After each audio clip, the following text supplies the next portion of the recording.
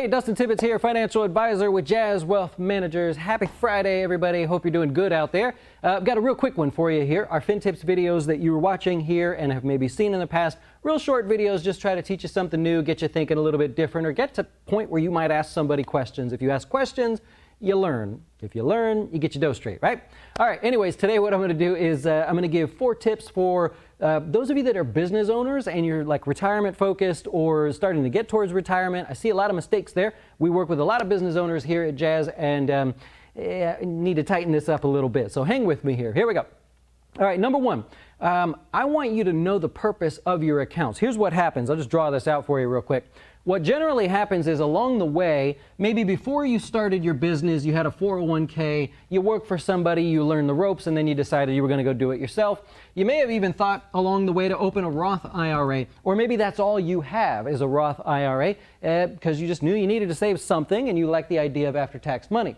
Well, when your business starts to grow, your accountant comes to you, and I love working with accountants, by the way, because they're just as interested in saving people money. The problem is they're usually trying to save you money in the short term, where a financial advisor is trying to save you money in the long term. So there's a little bit of a clash there, and we can work together on that. So along the way, you have an old 401k now. Maybe you rolled it over or something. You've got a Roth IRA, but as a business owner, there are advantages to potentially having a SEP IRA, maybe a solo 401k, any number of different plans, and your accountant may have come along and said, hey, you're making money now, things are good, why don't we open one of these for you, and you start putting money away. Here's the problem.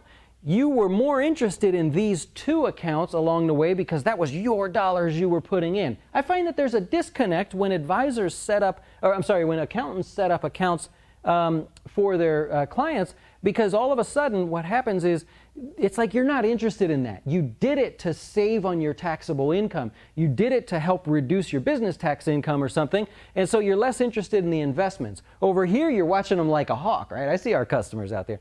But over here, you're like, I had to put away $10,000 just so I could bring my income down, a SEP IRA or whatever I had to put the money in, and you don't focus on that. Let's light that thing on fire, right? Let's go more aggressive here and maybe consider doing something more strategic with your post-tax money, or the other way around. I mean, everybody's a little bit different. It depends on where you're at. But the point is, the first mistake I see business owners make is that they discount those dollars because they were sort of forced to put those away to save on taxes now. And in your mind, you think it's done, right? The advantage is over. Really, the advantage is just beginning there. Okay.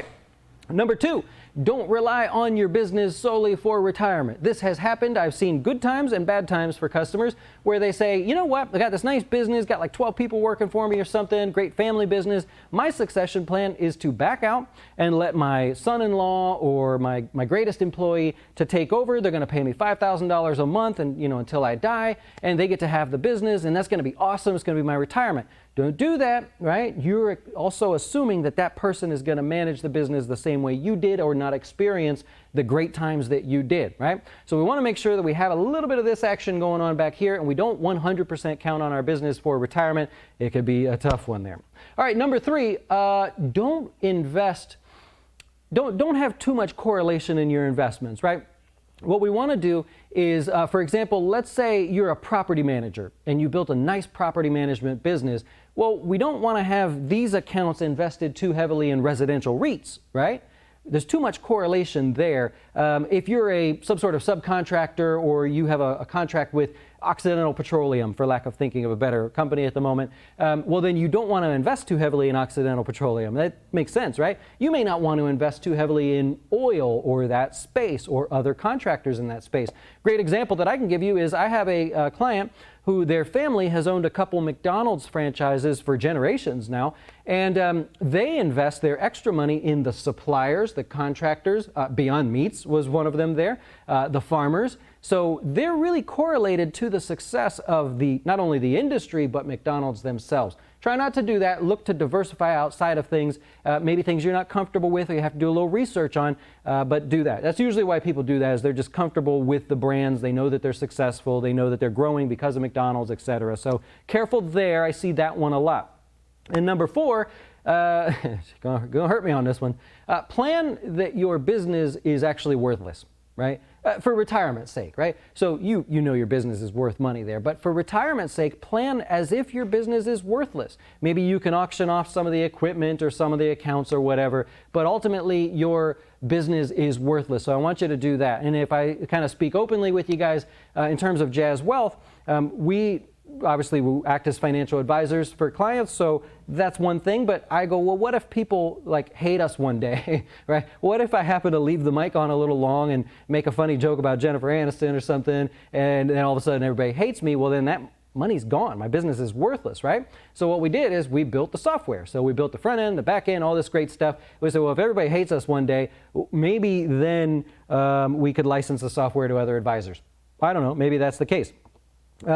We also have the research site, right? It's jazzwealth.com/research. Maybe if everybody hates me, I could still produce research that people would be interested in watching.